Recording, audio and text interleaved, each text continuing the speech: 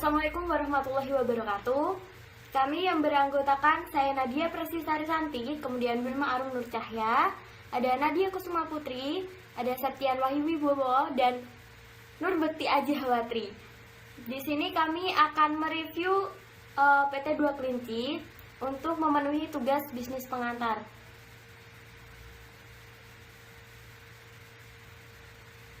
Lau Siat atau Lau Bigok adalah pendiri brand 2 Kelinci yang awalnya mereka hanya mengemas ulang kacang yang dibeli langsung dari petani, dan pada tahun 1972 mereka memberi nama Sari Gurih untuk produk kacang dan mulai menggunakan logo 2 Kelinci yang terkenal sampai saat ini.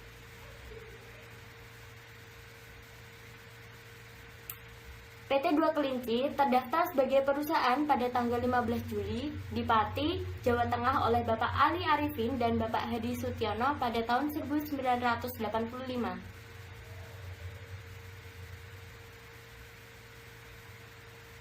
Pada tahun 2000, PT 2 Kelinci mulai mengembangkan beberapa varian produk dengan menggunakan mesin berteknologi canggih. Selanjutnya, di tahun 2006, PT 2 Kelinci memperluas varian produk dengan mengembangkan produk dari biji-bijian kacang lainnya.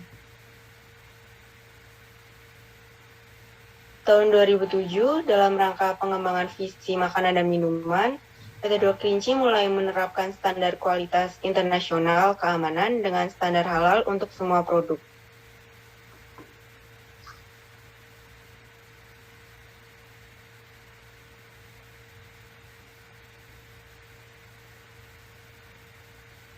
Sebenarnya ada kekuatan, ada faktor internal, memiliki standar ISO 9002 dengan produk kacang standar. Yang kedua, brand atau kompetitor lain lebih melekat di hati masyarakat. Selanjutnya ada standar quality control yang pernah dituduh membohongi, ketat konsumen dengan iklan bebas kolesterolnya, terus melakukan pengembangan dan diferensial produk, mengadakan wisata industri, memiliki kurang lebih 10.000 grosir yang tersebar di seluruh Nusantara. Selanjutnya ada peluang.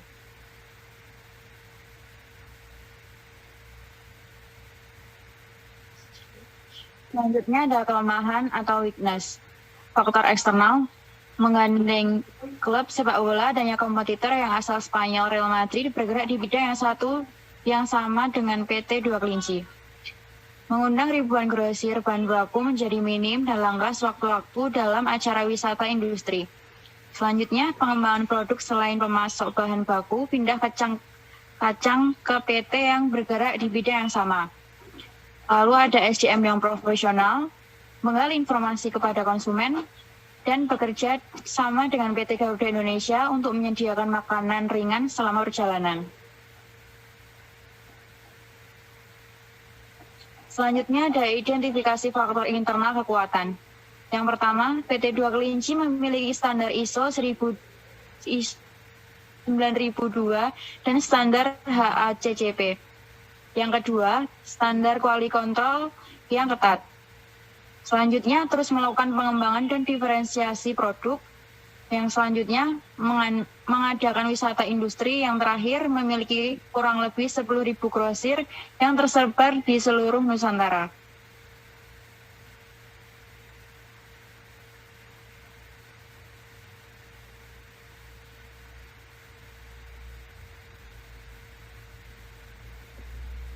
Identifikasi faktor internal kelemahan. Yang pertama, produk kacang dari brand atau kompetitor lain lebih melekat di hati masyarakat.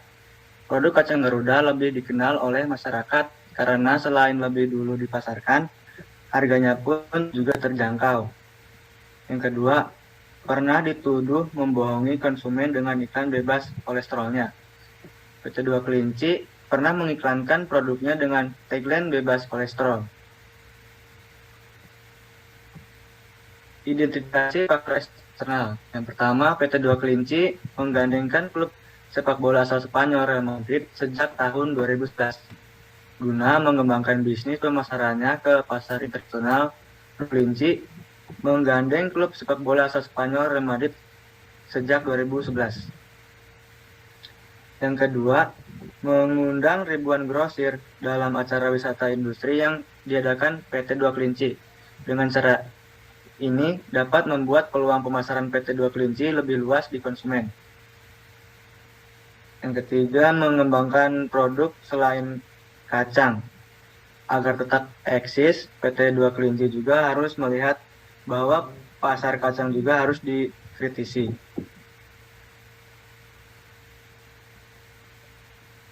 Yang keempat, SDM yang profesional. Untuk mendapatkan pasar yang lebih luas, pimpinan harus menciptakan lingkungan kerja yang nyaman untuk karyawan. Yang kelima, menggali informasi kepada konsumen. Dengan mendengarkan keluhan dari konsumen mengenai kacang, maka PT Dua Kelinci dapat memberikan strategi dan inovasi baru sehingga target pasar dapat terpenuhi. Yang keenam, bekerja sama dengan PT Garuda Indonesia untuk menyediakan makanan ringan selama perjalanan. Terciptanya kerjasama dengan PT Garuda Indonesia, maka membuat PT Dua Kelinci semakin terkenal dan semakin memperluas pangsa pasar hingga ke mancanegara.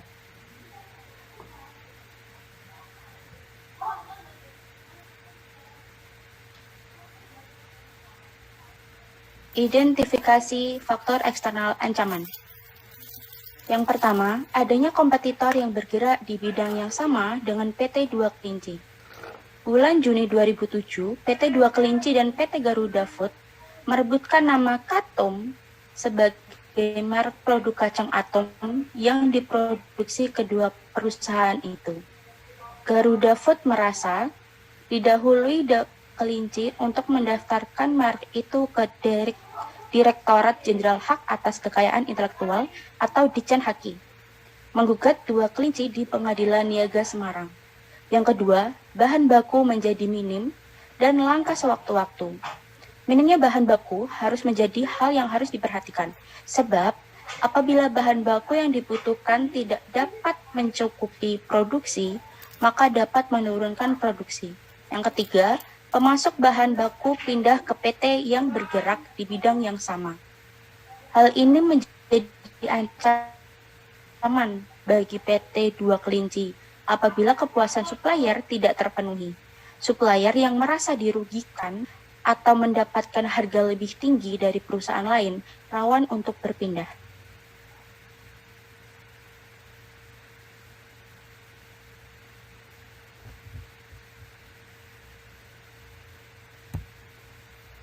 Sekian dari kelompok kami, kurang lebihnya mohon maaf. Assalamualaikum warahmatullahi wabarakatuh.